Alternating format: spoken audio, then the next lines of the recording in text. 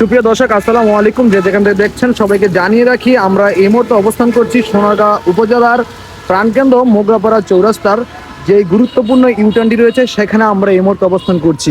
আপনাদেরকে জানিয়ে রাখি, সোনারগাঁয়ে নির্দিষ্ট কোনো ডাম্পিং স্টেশন না থাকার কারণে মোগরাপাড়া চৌরাস্তার কাঁচা বাজার সহকারে আশপাশ এলাকার সকল বর্জ্য কিন্তু এই মিনিকালী নদীর পাশে যে মোগরাপাড়া গুরুত্বপূর্ণ ইউটার্নটি রয়েছে সেখানে কিন্তু ফেলানো হচ্ছে, যার ফলে প্রতিনিয়ত এখানটা যারা যাতায়াত করেন তারা যেমন করে স্বাস্থ্য ঝুঁকিতে পড়ছেন, ঠিক তেমনি কিন্তু পরিবেশেরও নষ্ট হচ্ছে।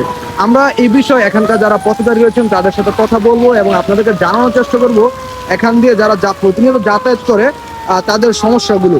বিশেষ করে আপনারা জানেন মোগরাপাড়ার দোনো পাশেই কিন্তু যেমন স্কুল কলেজ রয়েছে, আবার ঠিক তেমনি কিন্তু এখানে কিন্তু স্বাস্থ্য কমপ্লেক্স সহকারে সোনারগাঁ থানা সহকারে কিন্তু বেশ কিছু সরকারি প্রতিষ্ঠানও রয়েছে।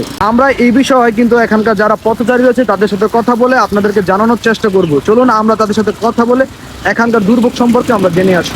রাইট সাইড দিয়ে এসে এখানে ইউটার্ন নেয়, নিয়ে এদিকে আসার সময় যে ময়লার স্তূপ জমে আছে এখানে, এতে করে মানুষের দুর্গন্ধে মানে অসুস্থ হয়ে যাওয়ার অবস্থা। এখন পরিবেশ এতটাই দূষিত হইতেছে, আর এটার দুর্গন্ধ উপর পর্যন্ত ছড়াইতেছে। আশেপাশে যে বাসাবাড়ি আছে, আবাসিক এলাকা আছে, ওই আবাসিক এলাকায় বাসাবাড়িতে মানুষ থাকতে পারে। আমরা মোগরাপাড়া স্কুলে পড়াশোনা করে আমরা যখন এই ইউটার্ন দিয়ে যাই, এই ময়লা আবর্জনার দুর্গন্ধে আমাদের কষ্ট হয়। এই জায়গায় যে একটা দুর্গন্ধ, মানুষ এই জায়গায় একবারে অসুস্থ হয়ে যাবে, বমি টমি করে ভাই শেষ, এত অসুস্থ হয়ে যায়। এটুক জায়গা এত বিশ্রী গন্ধ ভাই, এই গন্ধ লেগে ভাই একটা গাড়ি চালান জানা। আমরা অত প্রতিনিয়ত এই গাড়ি চালাই এদিকটা।